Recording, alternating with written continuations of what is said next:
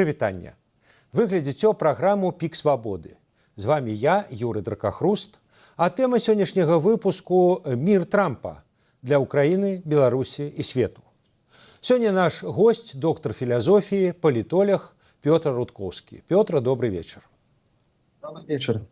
Пётр, сёння ў Саудаўскай Арабіі прайшлі перамовы урадавых дэлегацыяў ЗША і Расіі. Вось што сказаў пра іх вынікі дзярж-сакратар Марко Рубіо. Сёння першы крок доўгага і цяжкага, але важнага шляху. І прэзідэнт Трамп імкнецца пакласці канец гэтаму канфлікту. Ён хоча, каб гэта скончылася устойлівым і трывалым спосабам, а не прывяло да новага канфлікту праз 2-3 гады. Гэтага будзе няпроста дасягнуць, але ён адзін у свеце, хто можа пачаць гэты працэс. Я прыехаў сёння перакананы, што яны гатовыя пачаць сур'ёзны працэс, каб вызначыць, наколькі хутка і праз які механізм можна спыніць гэтую вайну. Ці зможам мы ў канчатковым выніку дасягнуць такога выніку, відавочна, будзе залежыць ад гатоўнасці кожнага з бакоў гэтага канфлікту пагадзіцца на пэўныя рэчы. Еўрапейскаму звязу ў нейкі момант давядзецца сесці за стол перамоваў, таму што ў яго таксама ёсць санкцыі, якія былі ўведзеныя.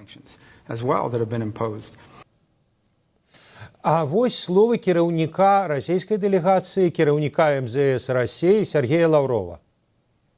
Появление войск, вооруженных сил из тех же стран НАТО, но под чужим флагом, под флагом Евросоюза или под национальными флагами, ничего в этом плане не меняет. Это нам, конечно же, неприемлемо. Пётр, а цяпер да вас, як бы вы падвялі вынікі гэтага раунду амерыкана-расійскіх перамоваў? Выглядае даволі сур'ёзна. А што тычыцца вынікаў, пакуль што толькі пачатак пачаткаў. Тое, што магу зрабіць выснову, якую можна зрабіць на дадзены момант, што гэта, хутчэй за ўсё, не ёсць нейкая там спроба, такая тэарэтычная спроба, як гэта нешта рэальнае. Вось гэты склад дэлегацыяў, што па адным баку, што па другім баку, таксама бачна, што гэта людзі, которые прадстаўляюць сваё начальство, у сэнсе там гэтая троіца з боку Расіі, Пуціна, альбо там яго самае бліжэйшае акружэнне, і вельмі блізкія супрацоўнікі Трампа. В прыватнасці, вось пра спецпасланніка па Блізкім Усходзе Віткава, то я чуў, што гэта і дасведчаны перамоўца, і даволі цвёрды, который умее вельмі цвёрда у выпадку патрэбы сказаць сваё слова. Я хочу нагадать нашим глядачам, что мы с Петром в прямом эфире, так что, калі ласка, ставьте лайки, задавайте пытанні, пишите комментары, але толькі ў тым выпадку, калі для вас гэта бяспечна. А зараз у меня еще пытанне до Пётра. Пётра, так, это пачатак пачатку, але это уже вызначение пэўнага формату. Вот, скажем, прадстаўнікоў Украины за этим круглым столом не было. Были только два бакі. Прадстаўніковую развязу таксама не было. Мы чулі на Мюнхенскай канферэнцыі ў бяспецы прадстаўнік прэзідэнта Трампа Кіт Келлах сказаў, што уласна, навошта яны?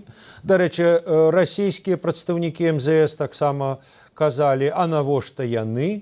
А вот сёння тое, што мы чулі ад Рубіо, што так ёсць санкцыі еўрапейскія, так што з імі, напэўна, давядзецца ўсё ж таки как-то пагаварыць. Вот як вы ацэньваеце гэтыя моманты? Адсутнасць Украіны і такія супярэчлівыя меседжы наконт еўразвязу? Ёсць эстэтычны момант, ёсць момант этычных пажаданняў, альбо там момант этыкету. Калі браць пад увагу гэтыя моманты, то так, яно выглядае так не інклюзіўна. бо добра было б, канешне, каб тут былі прадстаўлены там і Украіна, і Расія, і ЗША, і большасць краінаў Еўразвязу, таму што яны разрозненыя суадносна. Трэба было б тут як мінімум некалькі рэгіёнаў Еўропы прадставіць, канешне. Для большай інклюзіўнасці пажадана было б і Кітай, можа быць, і Індыю прадставіць. З гледзяча эфектыўнасці гэтага першага этапу там падрыхтоўкі грунту, гэта цалкам зразумелы фармат з гледзяча дасягнення пэўнага прамежкавага выніку. Гэта значыць падрыхтоўка такога грунту для перамоваў вось менавіта ўжо паміж расійскім бокам і украінскім. Гэта я магу уявіць, што рабілася, калі б 23 прадстаўнікі Еўрасаюза, альбо, можа быць, яшчэ і Кітая прысутнічалі б на гэтай сустрэчы. Гэта магло б у лепшым выпадку зацягнуцца на некалькі тыдняў ці там месяцаў, у горшым выпадку просто трэба было падкласці да нейкага іншага лепшага моманту.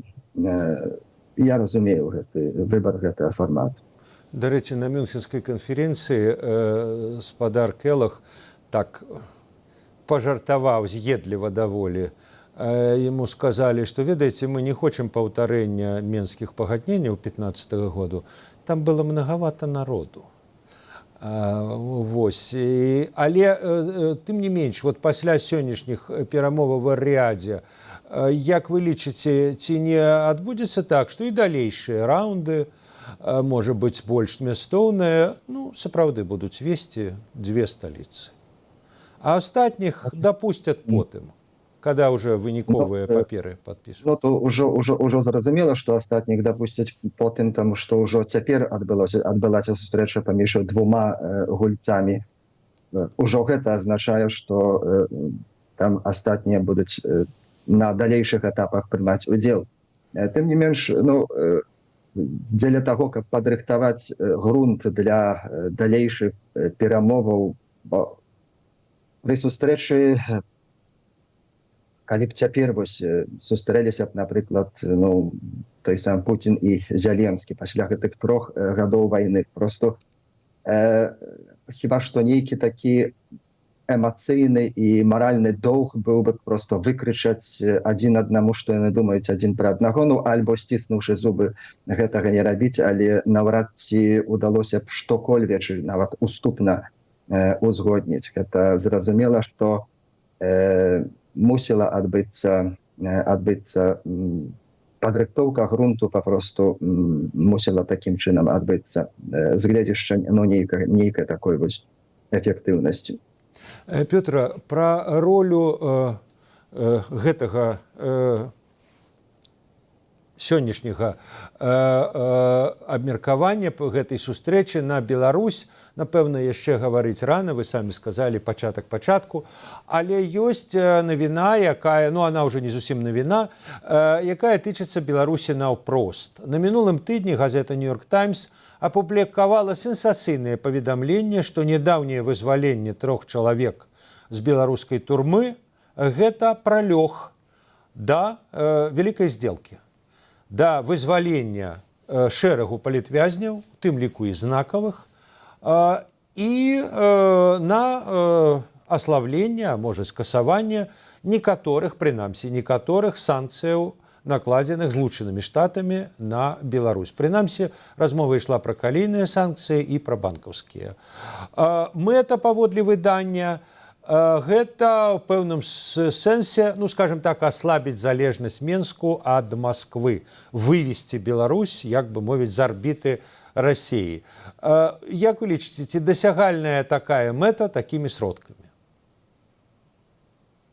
Калі і ёсць магчымасць дасягнуць гэтай мэты, то ёсць там 20 ці там 2,5 спосабы, па вялікім рахунку 2 спосабы. Першы спосаб гэта просто напасці на гэтую краіну, злавіць там аўтакрата, трошкі так, як Саддама Хусейна, і такім чынам вызваліць. Наконт рэалізму не будзем выказвацца, але усе разумеем, якія пабочныя прадукты. Іншы спосаб, ну, гэта метод маркоўкі. У дадзеным выпадку, ну, паслаблення санкцый альбо там іх зняццё, ну і пэўныя там рэпутацыйныя бонусы, то бок, што часткова альбо там цалкам ці амаль цалкам гэты аўтакрат выведзены з міжнароднай ізаляцыі. Гэта, ну, аўтакраты ці не аўтакраты рэагуюць на стымулы. Калі не адсутнічае адпаведная сістэма стымулаў, то нічога не будзе адбывацца. Можна, канешне, чакаць, як бы, што там аўтакрат стоміцца ад гэтай сітуацыі, што там можа нейкія там у яго эмацыйны там дыскамфорт паўстане, ну ён так вось па адным, па двух будзе адпускаць з гэтых вязняў, ну а пазней там паралельна па адным-двух іншыя саджаць у вязніцы. Вось. А тэма вызвалення палітвязняў, яна, ну, гучыць вельмі даўно, але, на жаль, яна толькі гучыць. Тое, што наблізіла б шанец да нечага такога, ну, пра гэта, ну, і я пісаў ужо там ці год, ці два, ці нават болей гадоў таму, ну, што гэты момант санкцыйнага ціску, ён і ў адзін бок, і ў другі трэба выкарыстоўваць, гэта не ёсць мэта, памятаць, што гэта санкцыі не з'яўляюцца мэтай, гэта інструмент, яны маюць такое вельмі абмежаванае значэнне, абмежаваную эфектыўнасць. Здараецца зрэдку, што яны, ну, могуць спрычыніцца да нейкіх такіх стратэгічных дасягнень, стратэгічных мэтаў, гэта рэдка здараецца. Часам яны мэтазгодныя, але калі яны не спрацоўваюць, а дзясяткі ці сотні ці тысячы ў палітвязнях знаходзяцца, трэба і гэты выкарыстаць шанец, каб людзей вызваляць. Гэта і не толькі паэтычны, хоць па этычных прычынах тут вельмі этычны момант вельмі важны, але нават і па прычыне прагматычных, бо нішто так не знеахвочвае грамадства, як пачуццё такой наканаванасці, што папросту ты паплаціўся жыццём, здароўем, альбо твае родныя, але ніхто не можа нічога зрабіць, гады ідуць, 5 гадоў, можа і 10 гадоў прайсці, людзі будуць сядзець у турмах. Санкцыі гэта інструмента, а не мэта. Да рэчы, цікава, мы вот з пачатку нашага эфіру запусцілі апытанку ў нашым канале якраз на гэтую тэму. Вот цікавыя вынікі. Магчымае аслабленне санкцыяў адносна Беларусі ў абмен на вызваленне палітвязняў прынясе карысць 42%, шкоду 0%, і тое, і другое 46%. І нарэшце складана адказаць 16%. Шкоду 0. Вельмі цікава. Ну, правда, такі...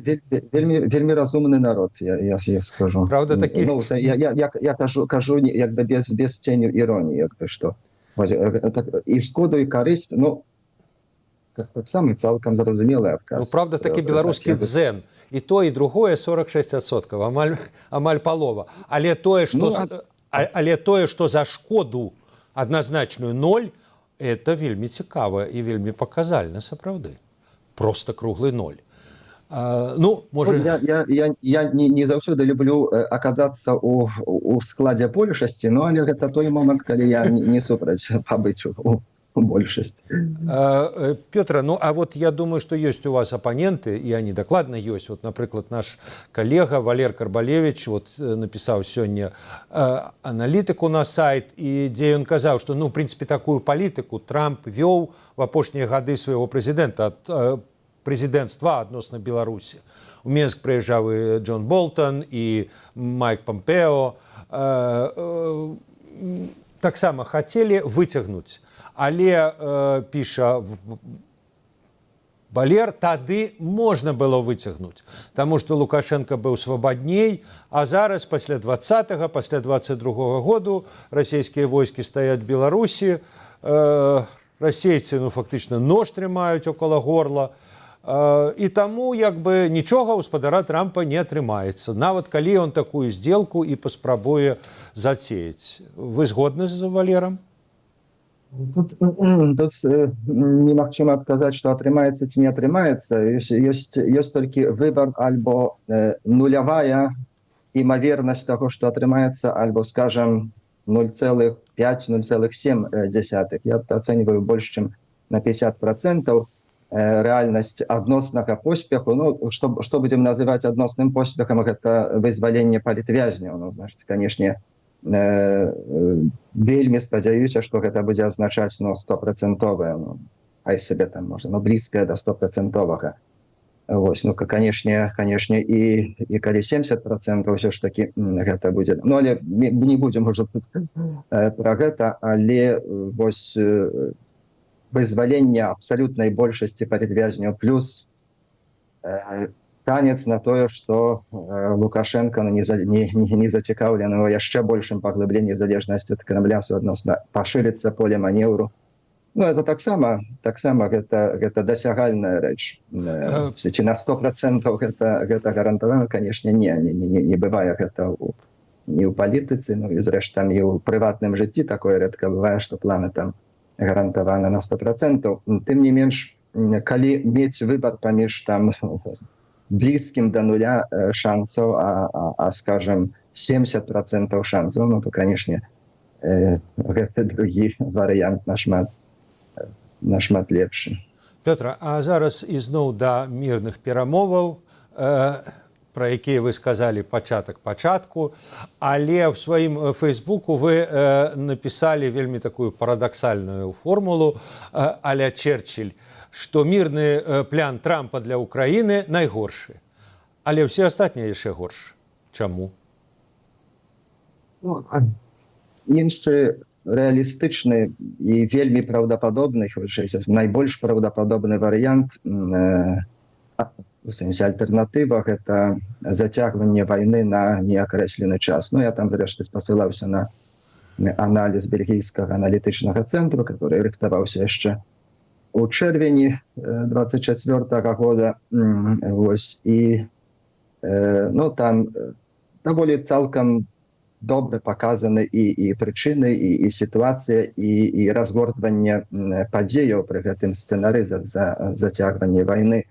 У сэнсе, што баявы дух Украіны, ну, ён яшчэ там застаецца, тым не менш, вось гэтая баявая здольнасць усё больш і больш паслабляецца, і ўжо дзесьці прыблізна палова 25-го года папросту прыходзіцца канстатаваць, што сітуацыя зайшла ў тупік, ані туды, ані сюды. Канешне, ёсць яшчэ іншы варыянт, который таксама нельга тут як бы трэба ўсур'ёз браць, гэта перамога Расіі. Ну, перамога ў тым сэнсе, што Украіна становіцца сатэлітным сатэлітам аналагічным да Беларусі. Тыя тэрыторыі, которые там Расія адваявала, магчыма, і гэтыя 4 вобласці, анактаваныя пасля 22-го года, што Украіна прымушана іх папросту аддаць, ну, гэта азначала перамогу Расіі. Гэта таксама ну, сцэнар, который трэба ўсур'ёз браць.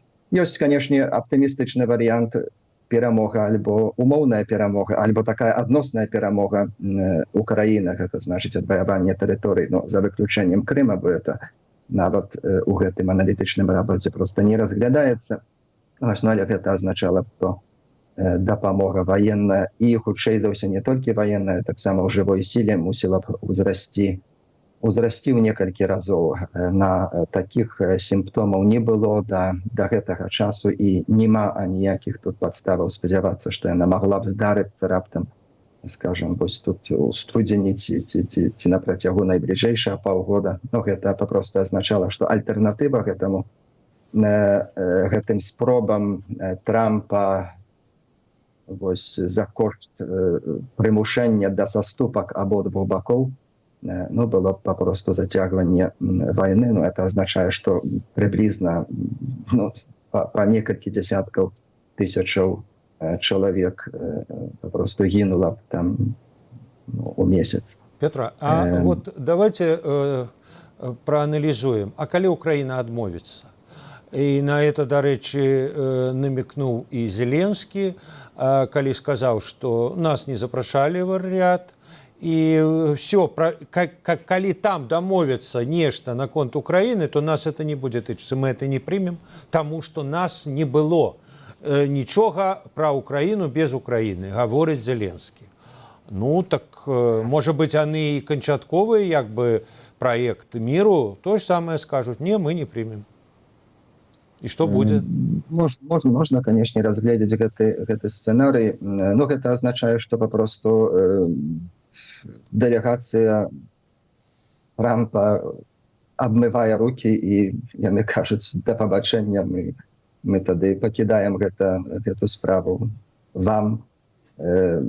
Так, мы пакідаем за сабой права там дамаўляцца з Масквой так, як палічым патрэбным. Карацей кажучы, ну, вось ёсць там Еўрасаюз, Великабрытанія, которая, ну, еўрапейская частка членаў НАТО, ну, можа быць, яшчэ там Канада, допустим, которые на працягу 10 гадоў нават до 2% не змаглі падняць 2% валовага ўнутранага прадукту не маглі падняць бюджет на оборону.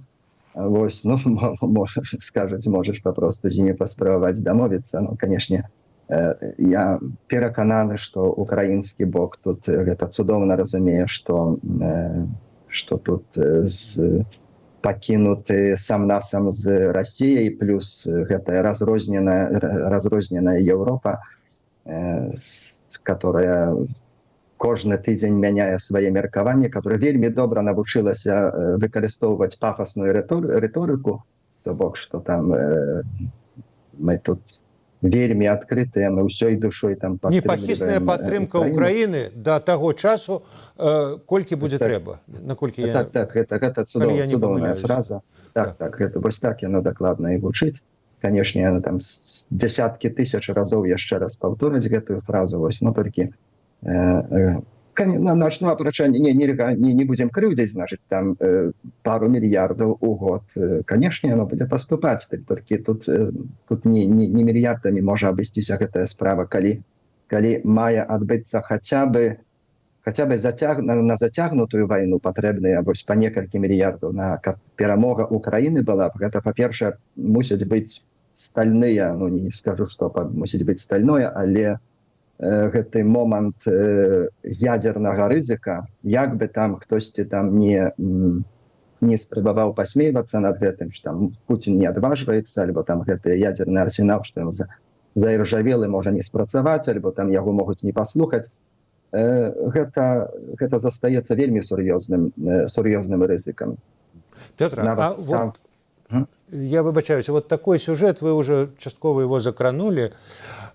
Не зусім зразумела, вот як амерыканцы лічаць, як лічыць Трамп.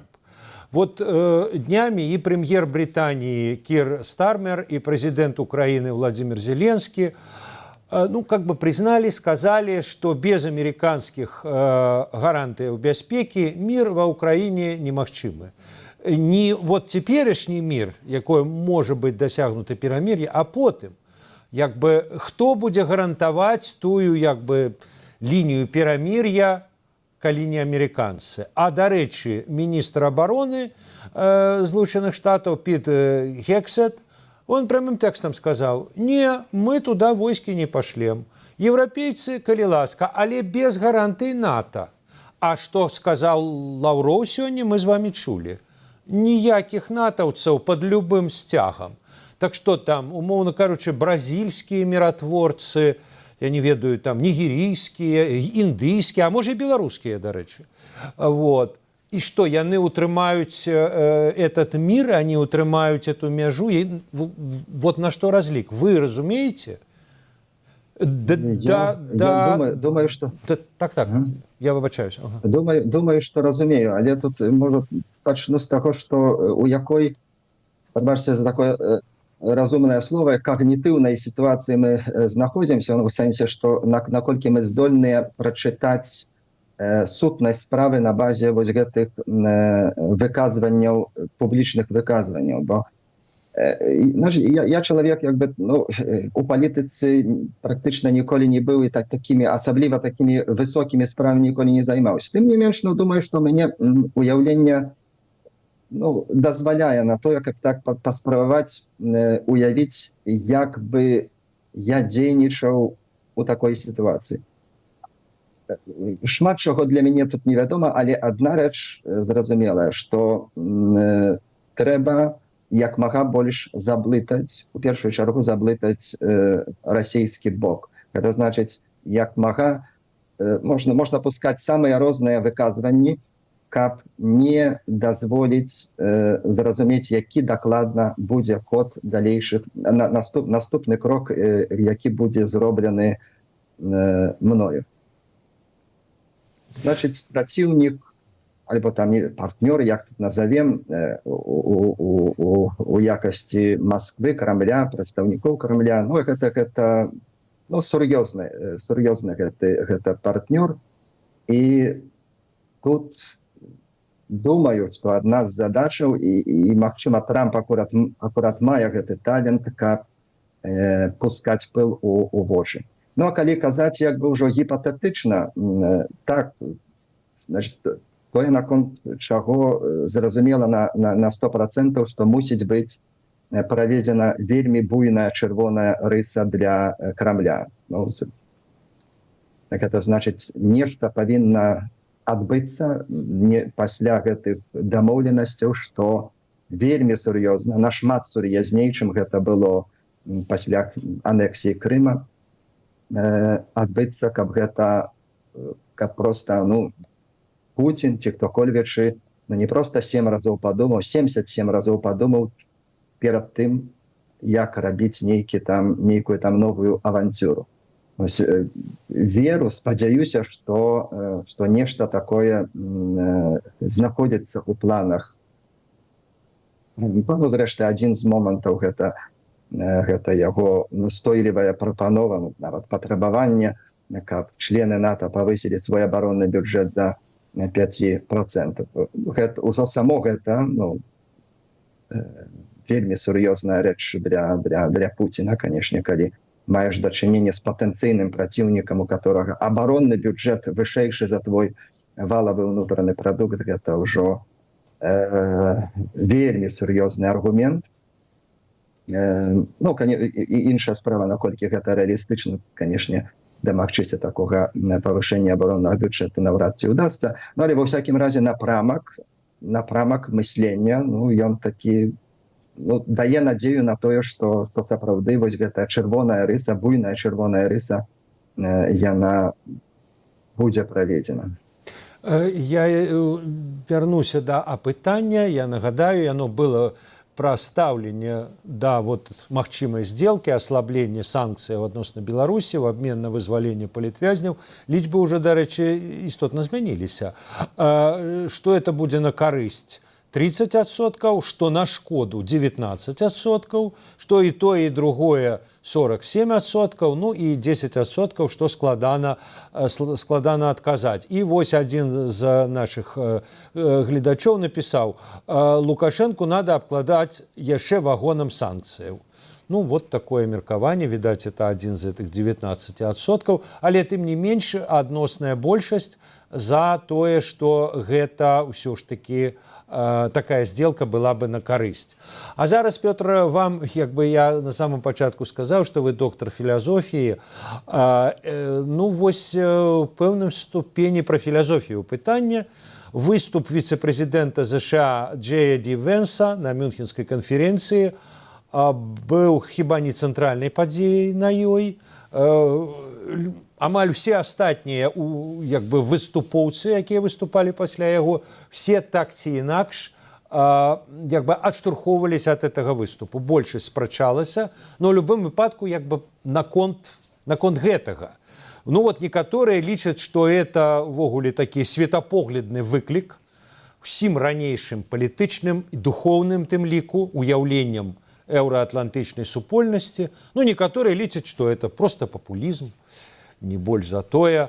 А вы, як вот вы ацэньваеце гэтую прамову і тую рэакцыю на эту прамову, якую мы бачылі? Сама прамова выдатная была прамова. Яна, канешне, была ў такім аднабаковым ключы. Ну, там, калі ўжо так калі так ужо падыходзіць больш справядліва, скажем так, да Еўропы, то думаю, што можна было б знайсці і сказаць, што добрае пра рэч. Ну, але, відаць, рэч у тым, сутнасць у тым была, каб звярнуць увагу на непакоячыя кепскія тренды у еўрапейскім мейнстрыме. Гэта вось ён сканцэнтраваўся на абмежаванні свабоды слова у стасунку да таго, што у нейкай ступені не ўпісваецца ў такі канон леваліберальных каштоўнасцей альбо там наратываў. Вось. Я бы тут яшчэ ад сябе дадаў, каб ужо дапоўніць карціну, што свабода — гэта адна з рэчаў важных вельмі для еўрапейскай заходняй цывілізацыі. На працягу апошніх 25-30 гадоў знаходзіцца пад такой дактрынай,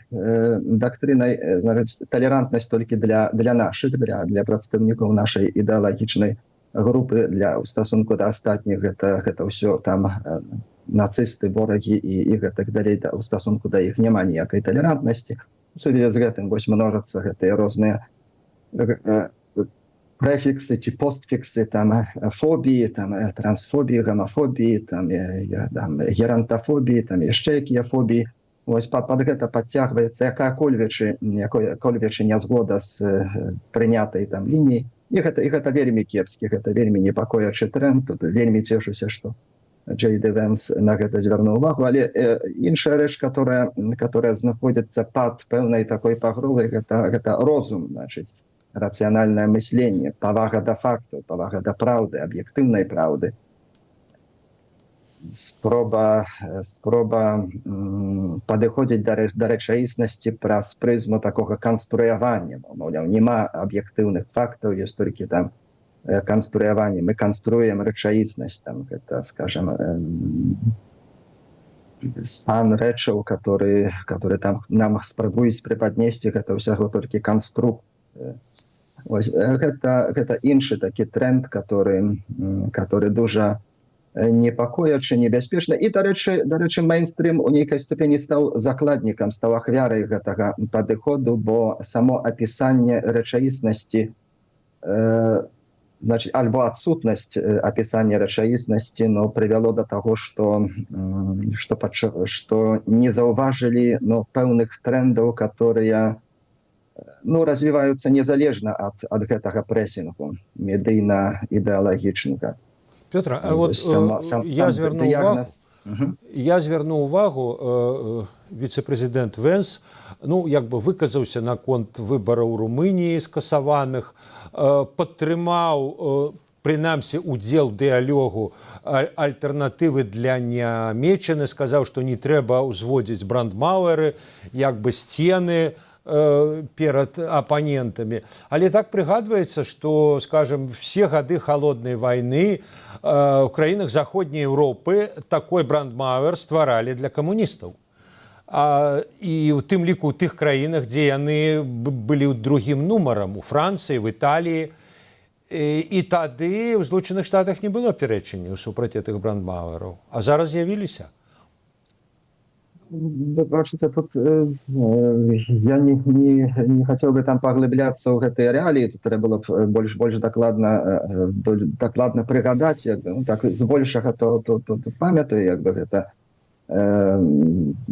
з таго, што магу прыгадаць так спантанна, то так магчыма, дапускаю, веру вам, што ствараліся гэтыя санітарныя кардоны ў стасунку да камуністычных рухаў. Іх проста не запрашалі ва ўрады, хаця яны былі, умоўна кажучы, на другім месцы па выбарах. Але была пазіцыя «нет без комі», без камуністаў. Тым не менш, тут вялікія інтэлектуалы былі вельмі моцныя пазіцыі мелі у публічнай прасторы. Яны у вядучых СМІ выступалі, там ці ўзяць Жана Поля Сартра, ці Фуко. сімпатики там камунізму, некаторыя з іх таксама і сталінізм, якби там, можа, там не цалкам, але у значнай ступені падтрымлівалі. Ну, нельга сказаць, што быў такі кардон зроблено, але з другого боку таксама варта тут звярнуць увагу на тое, што адкрытае падтрымліванне сталінізму, напрыклад, думаю, што гэта прысутнічала ў камуністычных партыях Захаду. Ну, во всякім разе прыгадваю того самага інтэлектуала Лукача, который быў інтэлектуалам і адначасова там членам камуністычных там партый ці груповак. Вось ён нават пасля з'яўлення архіпелага ГУЛАГ. Давайте там, вернемся короче, все-таки да, в конечно, сучасности конечно. до этой Мюнхенской конференции. Почули ли вы такі як бы выразны, упэўнены в себе адказ вот на гэты выклік Венса? Ну, Венс выказаў свой пункт гледжання. Вот он атрымаў як бы такі светапоглядны адказ, канцэптуальны адказ ад каго-небудзь? Ну, я не настолькі там праманіторыў гэта, бо зрэшты не шмат яшчэ часу прайшло. Зрэшты, каб там канцэптуальны адказ з'явіўся, то хутчэй за ўсё таксама павінен быць з'явіцца.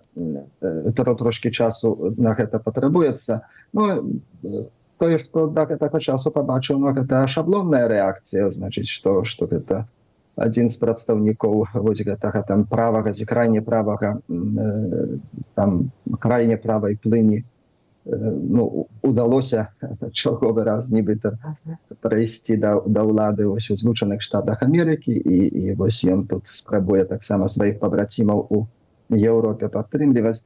Вот. Ну, карацей кажучы, шмат рэакцыяў, которые да гэтага часу там мне трапляліся, но яны вытрыманыя у такім, згодна з такімі старымі шаблонамі, яшчэ прынятымі падчас першай прэзідэнтуры Трампа.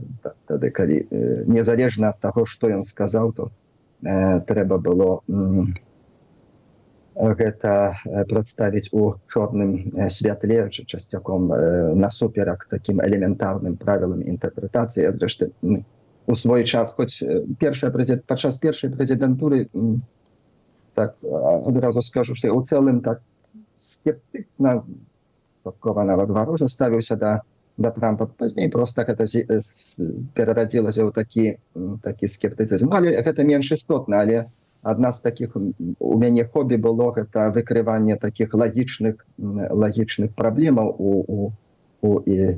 у каментаванні выказванняў Трампа. Ну, пры тым, што я там часам не далюбіваў яго, але просто паказваў, што тое, што ён сказаў, і тое, што яму прыпісваюць, то гэта зусім розныя рэчы. Ну, але было гэта такім паўсюдным, што ніхто не ўспрымаў гэта як праблему. Калі я спрабаваў паказваць гэта нестыкоўкі, ну, то аўтаматычна запісваўся там у адпаведны там палітычны ідэалагічны лагер. Ясно, добра, дзякуй вялікі. Я нагадаю, што з намі быў доктар філазофіі, палітолог Пётр Рудкоўскі. А затым, як будуць разгортвацца падзеі далей, якім будуць контуры міру Трампа, скажем, міру паводле Трампа для Украіны, для Беларусі, для ўсяго свету. Вы, шаноўныя гледачы, можаце сачыць у праграме «Пік свабоды». Дзякуй, да пабачэння. До побачення.